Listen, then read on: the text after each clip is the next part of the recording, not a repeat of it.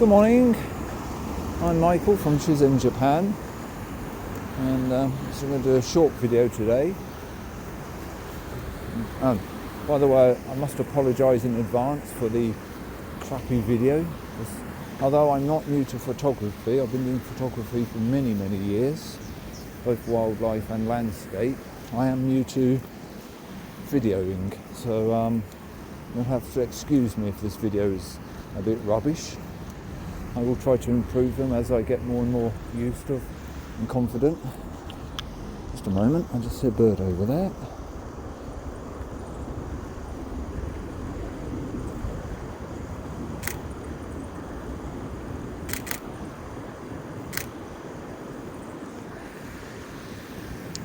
That was good timing, just got here and there was a bird there that I've got a picture of. Anyway, let's say this is just a short video. I'm at a river here which is about a 20-minute drive down the mountain from my house. That's what it's like here.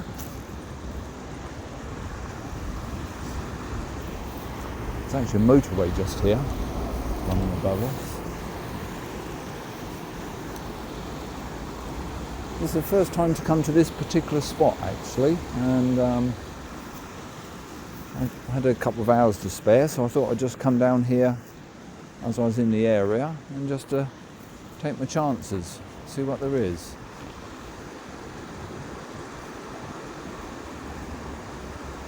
I sometimes go to a location that I've been to many times and familiar with, know what's around, and other days like today I'll just do a chance shoot.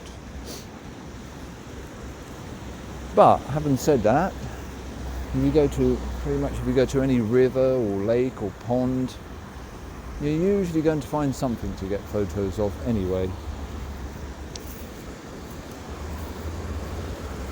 which can be a whole lot of fun, because you just never know what you might come home with. I've been to some places, never been before, not a clue what's there, and come away with some really fabulous photos. So yeah, it's always good to mix it up a bit.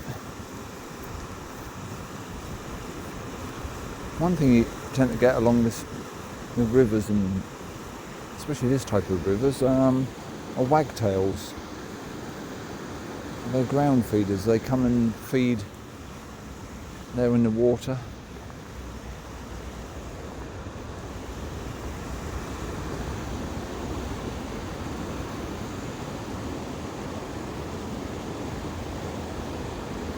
I don't know if you can see, but it's really clear, the water.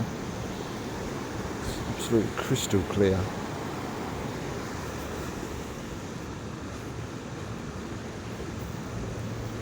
It's a beautiful sunny day, as you can probably tell, but although it's warmed up a lot now, it's actually quite chilly.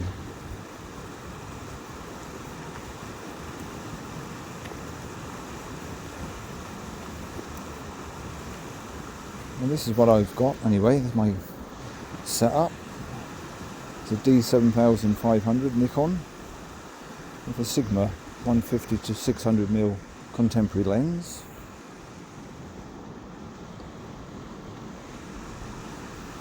Very good action camera. It's very fast.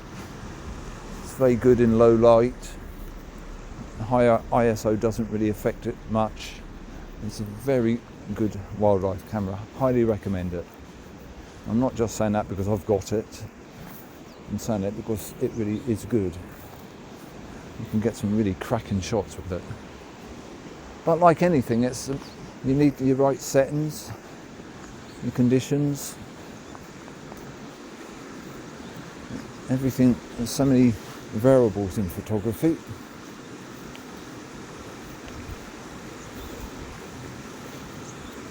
Walking over here, so I want to show you this patch of ice. Well, it's nearly midday, but you can see down there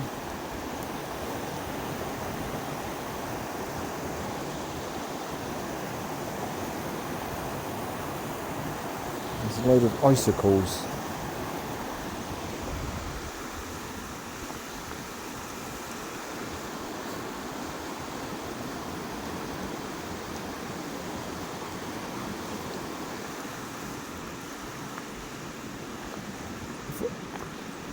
For those who are not familiar or haven't really done a lot of birding, it's always good to learn what's around in your area, what sort of birds you're likely to find.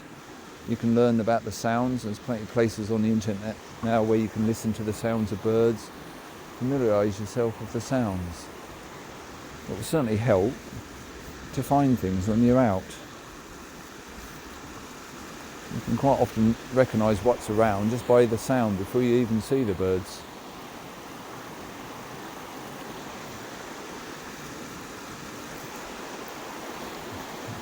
Another thing with wildlife, birding, etc. is patience.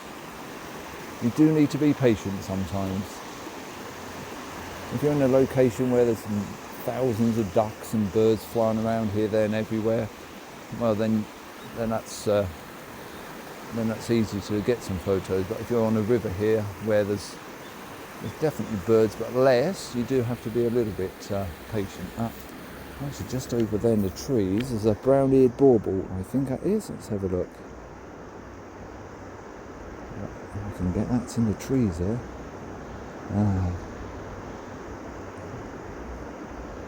It is, it's a brown-eared bauble, I believe. I can't see its head. Another bird up in the tree there. What is that one? Oh, there it is. That one's it is a brown-eared bauble.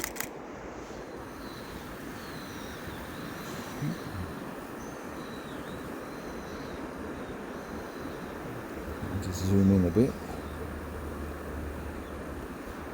Oops. I don't know if you can see that. A brown-eared bauble. Unfortunately, that's in the back of the tree there, so I can't get a really clear shot of it.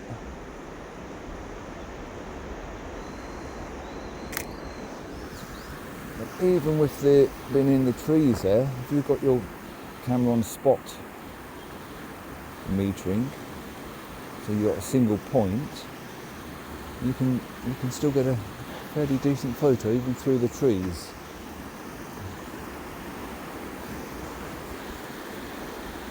But with any birds or animals, you want to try and go for pictures where you can get a nice clear shot of it in as natural looking location as possible. That's why somewhere like the river here is ideal. You haven't got any false backgrounds like a building or a brick wall or an old rusty fence, which kind of spoils it. Even though the background will be blurred, it still spoils it, I think. So you're better off to find locations where the animals or birds are in their natural habitat.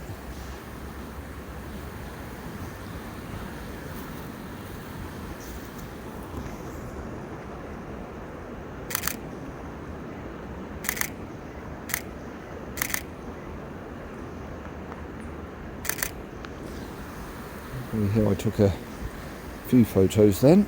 That's there you go, there's a wagtail. I don't know if you can see that.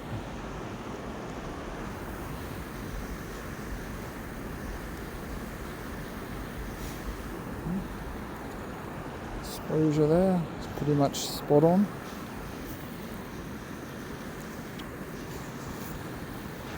Always use your histogram as a reference, especially in this bright sunlight, because you really can't see the back of the screen anyway. It's very difficult to see if the picture is exposed properly. But there are times when you don't want the exposure correct.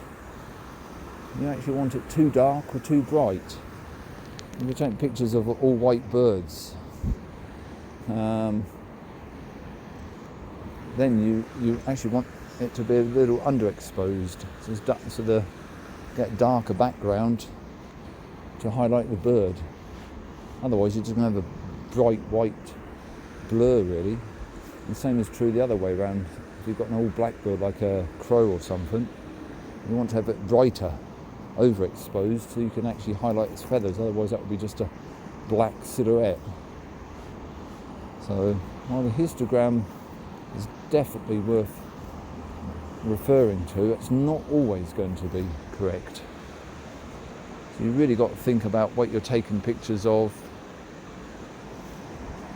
And that can be true for landscape as well, not just wildlife. I consider the histogram and as a guide more than anything. And that's something you learn from experience. That the more photos you do, the more you take,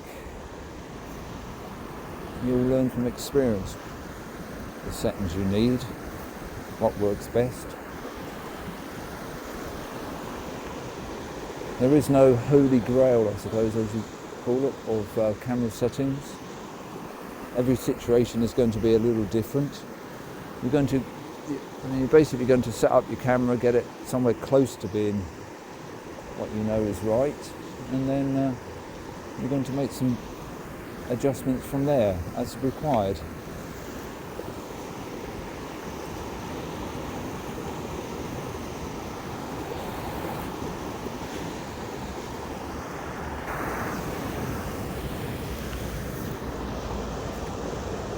I don't know if you can see over on the rock, there's a wagtail feeding.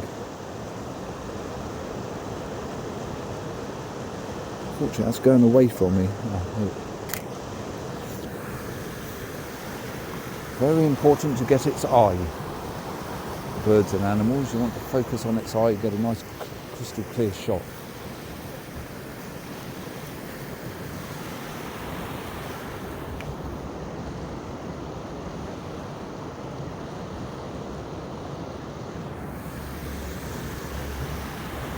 Okay, sorry, it's only just a short video today.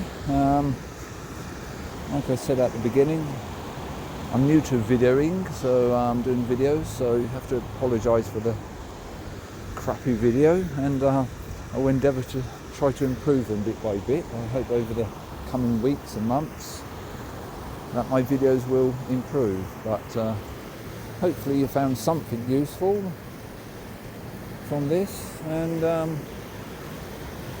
yeah, I'll speak to you another day. I'm going to try and get a video once a week or so, maybe on a Wednesday or Thursday is my plan. So well, thanks for watching, and if you found this interesting, please like and subscribe. I'm Michael from Shizen Japan. Okay, thank you, bye.